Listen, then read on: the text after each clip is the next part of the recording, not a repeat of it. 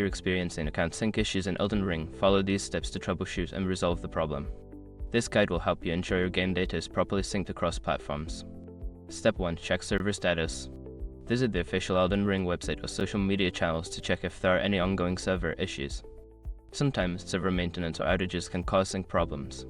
Step 2. Verify account linkage.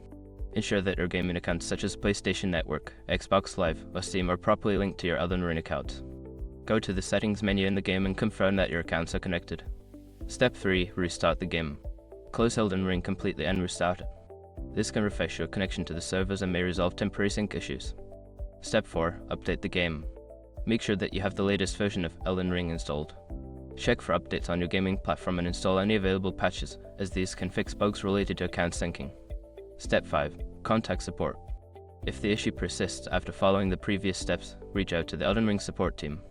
Provide them with details about your problem, including your account information and any error messages you may have encountered.